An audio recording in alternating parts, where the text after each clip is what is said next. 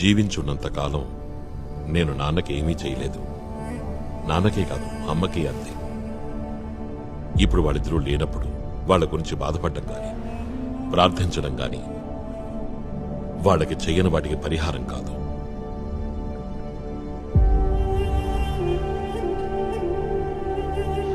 లలితని వాళ్ళెంతో కష్టపడి పెంచారు. వాళ్ళ తర్వాత నేను దాన్ని చూసుకుంటానని వాళ్ళు అనుకుని ఉంటారు.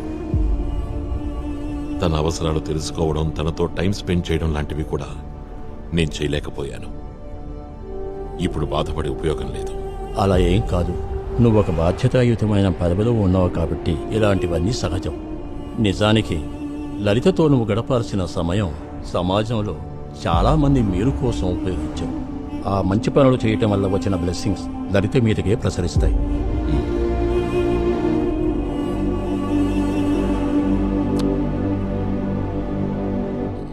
ప్రేమ, పార్కింగ్ ఫుల్. వచ్చే కాస్త వీధికి డైవర్ట్ చేయి. శ్వేత,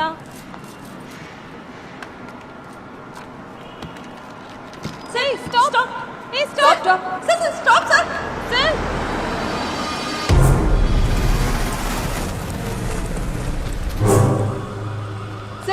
సార్ ఇక్కడ పార్కింగ్ లేదు సార్, ఇది రిజర్వ్ లాట్. సార్ అయ్యో,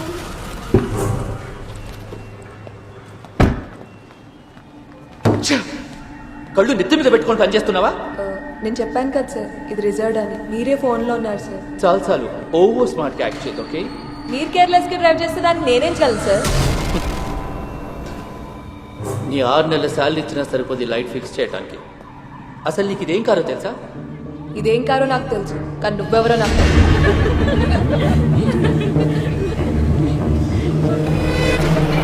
శ్వేతా దాస్. అడ్రస్ కూడా కావాలా?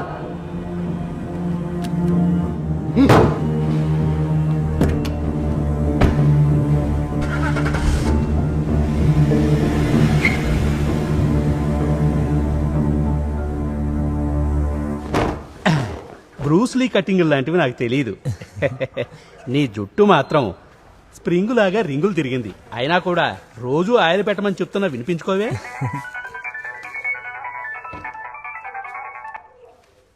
హలో నాన్న. సరే నాన్న.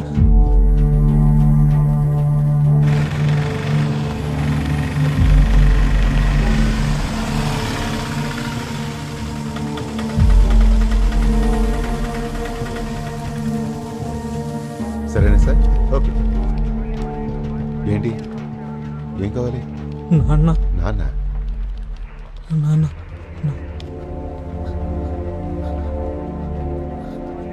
నాన్న. నాన్న, ఏం జరిగింది? ఓయ్, నాతోరా.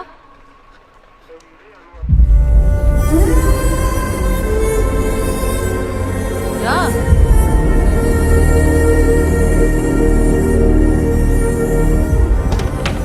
వేరే ఎక్కడో దాచుంటుంది సార్, తన దగ్గరైతే లేదు. సార్కి నువ్వు అది ఎక్కడ దాచావో చెప్తే నీకే మంచిది. ఏంటి?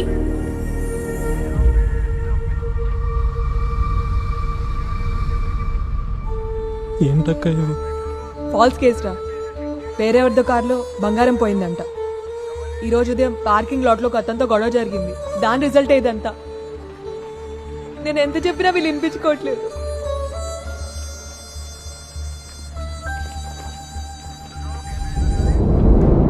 అది ఏమయ్యా సార్? నువ్వెవరితో మాట్లాడుతున్నావో తెలుసా నీకు? నువ్వెవరైతే నాకేంటి?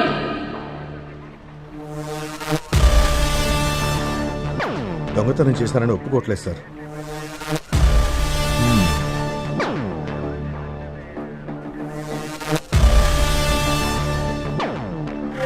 నాతో చెప్పు, పర్లేదు. నేనేం తప్పు చేయలేదు సార్. ఏంటి, గట్టిగా చెప్పు. సార్, మా అమ్మాయి దొంగతనం చేయలేదు సార్. తనను చూసుకోవడానికి వచ్చే వారం మా ఇంటికి పెళ్లి వాళ్ళు వస్తున్నారు సార్. ప్లీజ్. నేను నీతో మాట్లాడుతున్నానా? పక్కకి నిలబడ.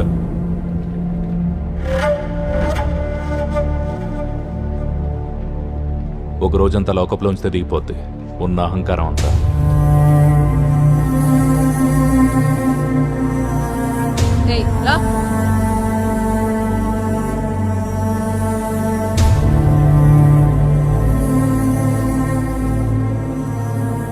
రాత్రికి నేను ఇక్కడ ఉండాల్సి వస్తే రేపు నా కోసం మీరెవరు రావక్కర్లేదు.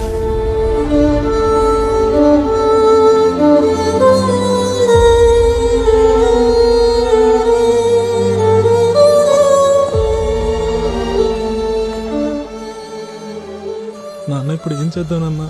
నాకేం అర్థం కావట్లేదు.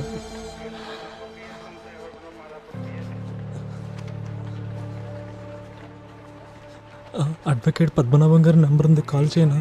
చేయరా.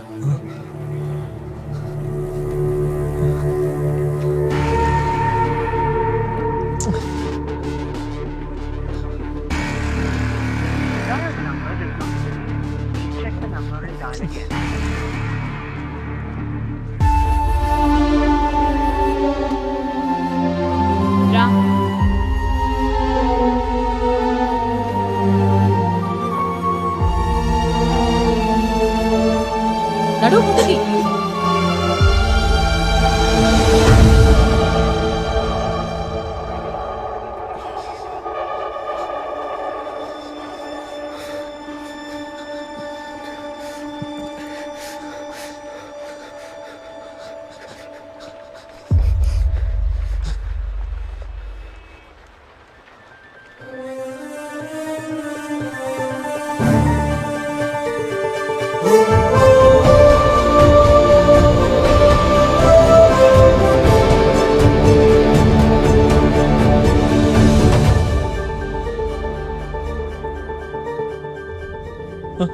Hello Sanjay sir. సార్ అది మా అక్కనిక్కడ ఫాల్స్ కేసులో museum police station sir. Hello hello hello sir.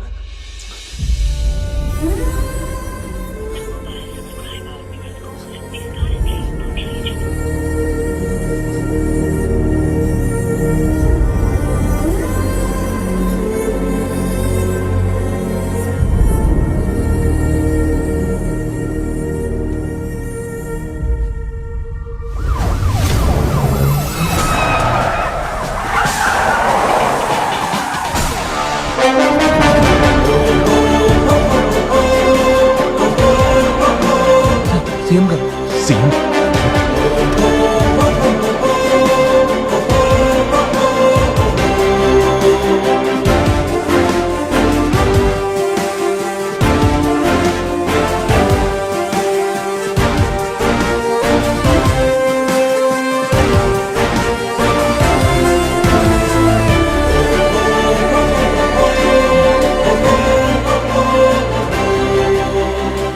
జీడి తీసుకురండి.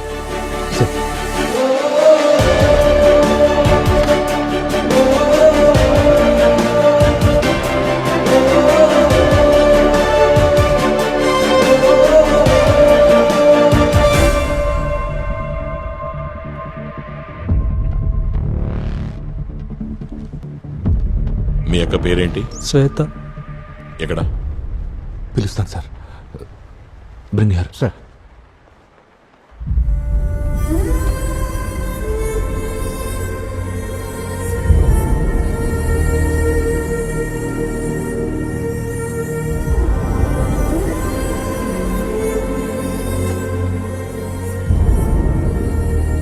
ఏంటి కేసు?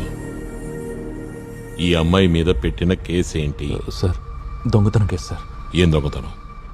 సార్ ఈ అమ్మాయి వర్క్ చేసే పార్కింగ్ లాట్లో ఒక కారులోంచి బంగారం దొంగతనం చేసింది సార్. కేసు పెట్టింది ఎవరు? సార్ సుశీల్ అనే ఒక అతను బిజినెస్ మ్యాన్ సార్. కంప్లైంట్ చూపించు. రిటర్న్ కంప్లైంట్ ఇవ్వలేదు సార్. మరి సార్ ఫోన్ చేసి కంప్లైంట్ చేశారు. ఎఫ్ఐఆర్ రాశారా?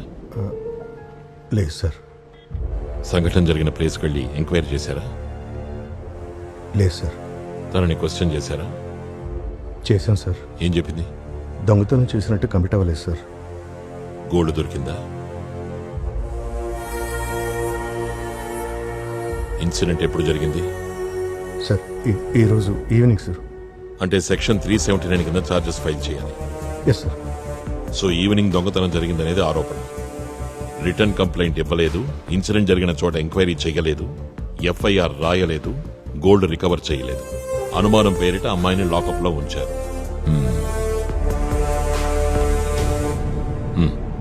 ఏంటి కమిషనర్, నీ కంట్రోల్లో ఉన్న స్టేషన్లో ఏం జరుగుతోందో నీకు తెలియదా?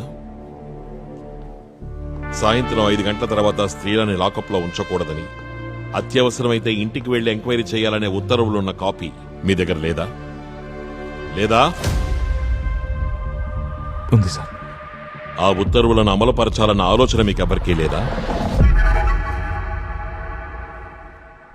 ఇప్పుడు చెప్పు, ఈ కేసు జెన్యూనా కాదా?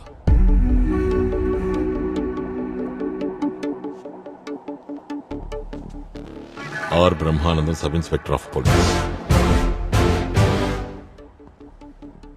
Shine Thomas, circle inspector. ఇద్దరికి సస్పెన్షన్ ఆర్డర్స్ రెడీ చేయండి. వీళ్ళిద్దరిని అఫీషియల్ కార్డులో మీరే ఇంటి దగ్గర డ్రాప్ చేయండి. చేసిన తర్వాత నాకు ఫోన్ చేయండి. తర్వాత ఈ కంప్లైంట్ ఇచ్చిన వ్యక్తి ఫుల్ డీటెయిల్స్ రేపు ఉదయం 10 గంటలకల్లా నా ఆఫీస్ టేబుల్ మీద ఉండాలి. I will see to it, sir.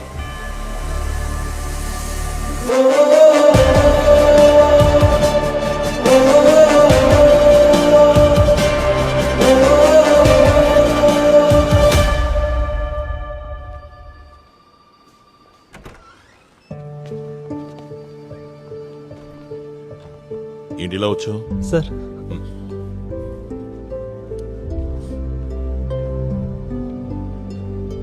ఏంటి విషయం? అది రా.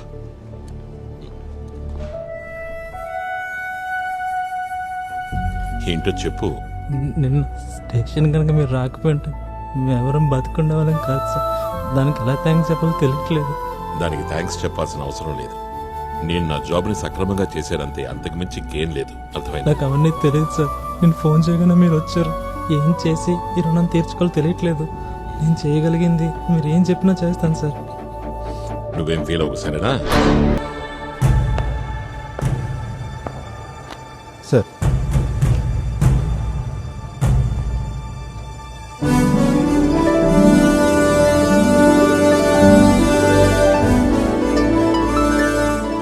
సీఎం ఆఫీస్ కనెక్ట్ చేయండి. ఈ బిల్ పార్లమెంట్ లో ప్రవేశపెట్టడం జరిగింది ముఖ్యమంత్రి కల్లూరి చంద్రం సూచనలతోనే. ఆ బిల్ని అసెంబ్లీలో ప్రవేశపెడుతున్నారన్న వార్త ప్రజల్లో, ప్రతిపక్ష పార్టీల్లో తీవ్ర ప్రకంపనలు సృష్టిస్తోంది.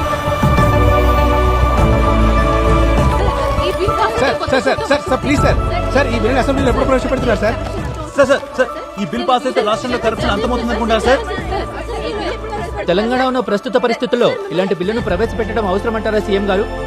సమాధానం చెప్తాను, వెయిట్ చేయండి.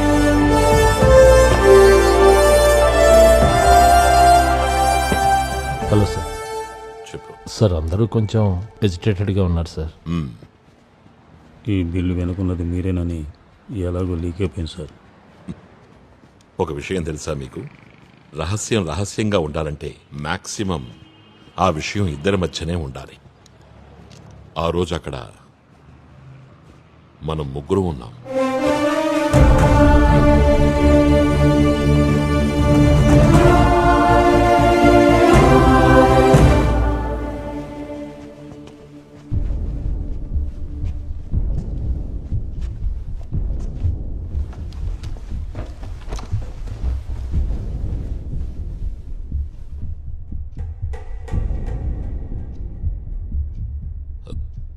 బాబీ రాలేదా?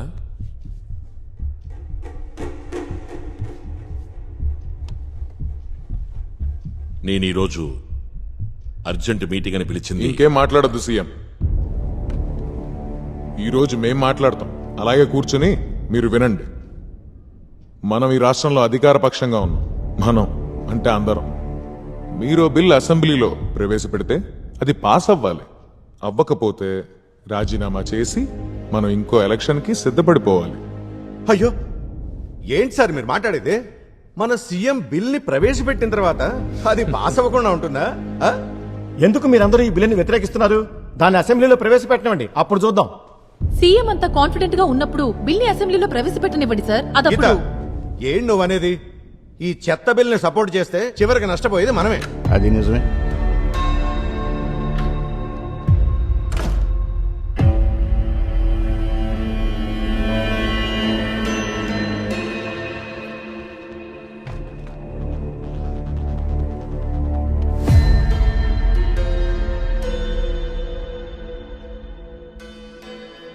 సీఎం, అధికారంలో ఉన్నంత మాత్రాన మీరేమనుకుంటే చేయడానికి కుదరదు.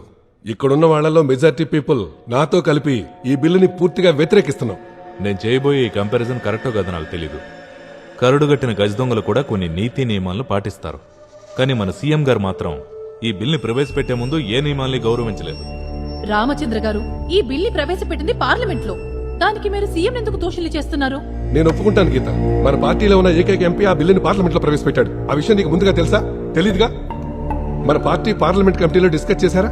లేదుగా? సరే, అది వదిలేండి. అక్కడ కూర్చున్నారు చూడండి, పార్టీ అధ్యక్షుడు. కనీసం ఆయనతో అయినా చెప్పారా? సీఎం, ఈ బిల్లు అసెంబ్లీలో ప్రవేశపెట్టడం కుదరదు. మిస్టర్ రాజా, మీరో దొంగ. మిస్టర్ రామచంద్ర, మీరు మీరు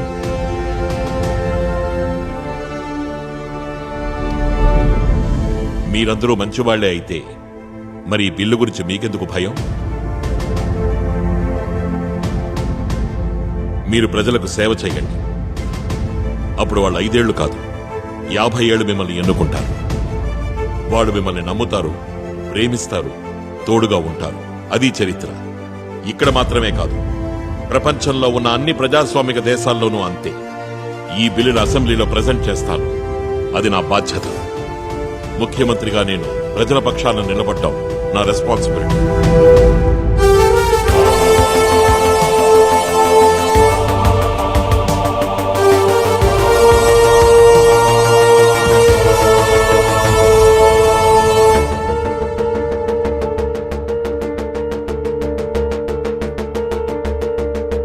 బాబీ గారు, బిల్లు పాస్ అవుతుందా రిజెక్ట్ అవుతుందా అనే దాని గురించి మేము ఆలోచించట్లేదు. కానీ ఇలాగే ఏకపక్షంగా ముందుకెళ్లాలనుకుంటే మాత్రం మాకు ఆయన సీఎంగా వద్దు. అక్కర్లేదు. ఆ యోగ్యత ఉన్నవాళ్ళు వేరే ఇంకా ఉన్నారుగా. ఇంకా చాలా ఆపు. అలాంటి ఆశలేం పెట్టుకోవద్దు. అర్థమైందా? ఎదిరింపుల ద్వేషం. నీలాంటి 4-5 కలిసి ఈయన్ని సీఎం గా కొనసాగించలేరు. ముఖ్యమంత్రిని ఎన్నుకోవడానికి కూడా ఒక ప్రజాస్వామ్య ప్రక్రియ ఉంటుంది. అర్థమైందా? బాబీ గారు, ఇక్కడున్న వాళ్ళలో మెజారిటీ ఎమ్మెల్యేల అభిప్రాయాన్ని సత్యనారాయణ ఎక్స్ప్రెస్ చేశాడు. మీరు సీఎంగా ఇంకా ఆయన పార్టీ ఏ తీర్మానం చేసినా నేను దానికి కట్టుబడి ఉంటాను. దానిలో ఎలాంటి మార్పు ఉండదు.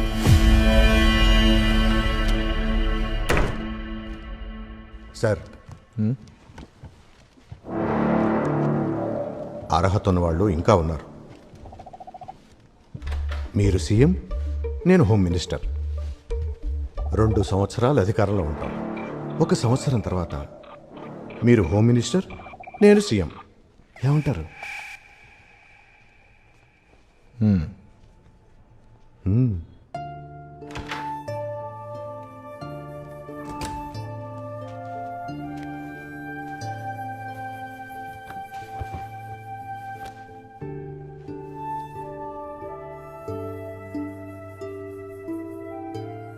మన ఇద్దరం కలిసి ఒకే రోజు పార్టీలో మెంబర్షిప్ తీసుకున్నాం.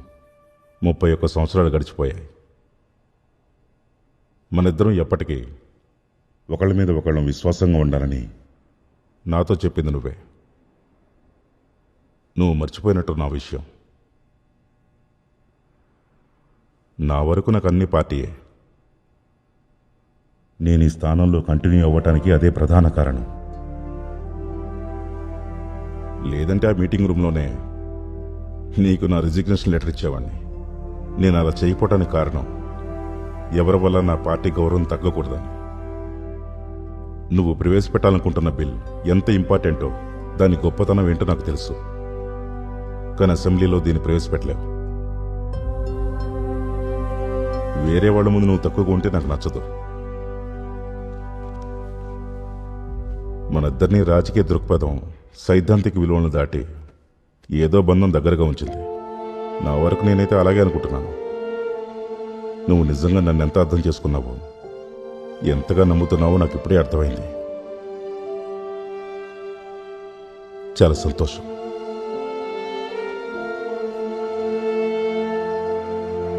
బాబీ,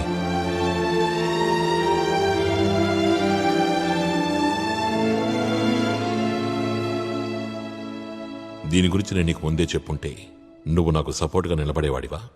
మొహమాట పడకుండా నిజం చెప్పు. నేను ఈ పార్టీకి అధ్యక్షుని కాకపోయి ఉంటే నీకు సపోర్ట్గా అందరికంటే ముందు నేనే ఉండేవాడిని ఎలాంటి పరిస్థితులు వచ్చినా.